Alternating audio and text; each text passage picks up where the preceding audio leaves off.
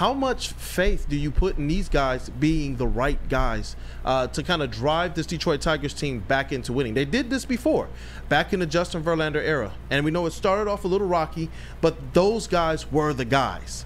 How much faith do you have about these prospects as they start to step on the big league field? I personally have a lot of faith, but at the same time, we don't know yet. A lot of these players still are connected to the Alavila era, that whole scouting department. This is a brand new front office, brand new scouting department. They have new things that they're looking to build in this organization from the bottom up, starting with the new pitching coach and Chris Fetter, the hitting coach. They're trying to operate this whole organization in a new way. So I do really like the young players. We're talking Spencer Torkelson, Riley Green. Now coming up, Jace Young, Colt Keith, Jackson Jobe, Justin Henry Malloy. There's a plethora of young players, which allowed them to trade Nick Maton.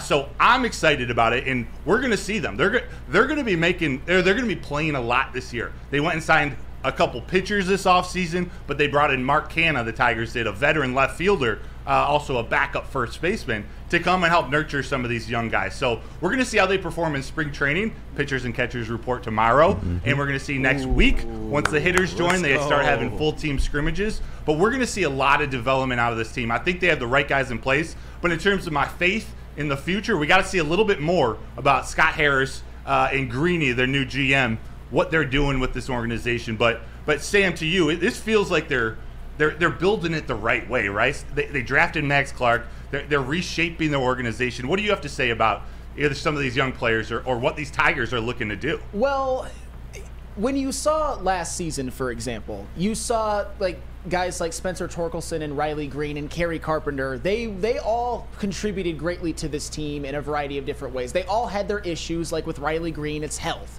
He's never yet played 100 games in a season. We would love to see that happen, and it seemed like both years he's had a couple of fluky things happen to them. You definitely don't want to see that. Spencer Torkelson, I love that he hit over 30 home runs. I just like to see him pump that on-base percentage and that OPS up a little bit more. Maybe get the on-base percentage to 330 or above and the OPS above 800. And with Kerry Carpenter, I think with him, one of the, and it's not really fair to him, is the knock is that A, he has problems staying healthy as well, and B, he was never expected to be great. So with Kerry Carpenter, is it real? Is it a fugazi? We shall see. But this is a team that had 78 wins last year, the Detroit Tigers. This is a team whose bullpen was pretty damn good for the most part. This is a team that, even though Matt Manning and Tarek Skubal didn't play the whole year, they both showed a lot of promise, and so did Reese Olson at times. And you bring in Jack Flaherty, a guy who wasn't good last year, but at one time with the Cardinals was a legit Cy Young candidate. But then you look even deeper.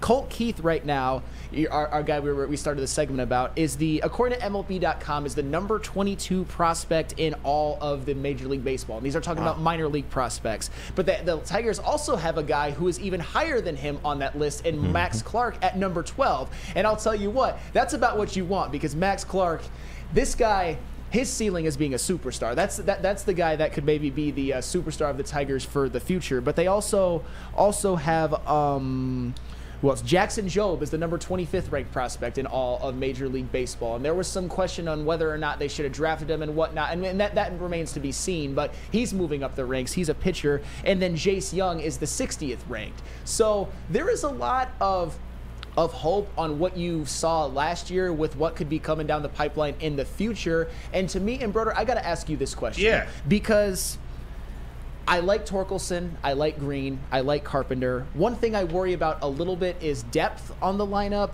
By the way, Mark Canha, underrated, great signing. He had a 373 on base percentage last year. And you know I like my Moneyball baseball. That man gets on base. He might not be able to do anything else. I'm kidding, by the way. He can do a lot. But that's what they're starting to build. That's why he's the perfect signing. I know you're going to ask a question, but it's not the sexy signing. It's not the big-time third baseman or the top-of-the-rotation pitcher. It's the right signing for this team at this time. It's a lot of the signings we've seen the Lions make. They're not the pieces that are going to be a part of the team when they win a Super Bowl, but they're going to help these young guys get to that point. Yeah, my question, though, is with a guy like Colt Keith, you said that you expect him to be on the opening day roster, and a guy like Parker Meadows as well, who has a good shot at being on the opening day roster. You think so? Okay, good. So are those two type of guys, along with the signing of Mark Canha, that can alleviate some of my fears about the depth of this lineup?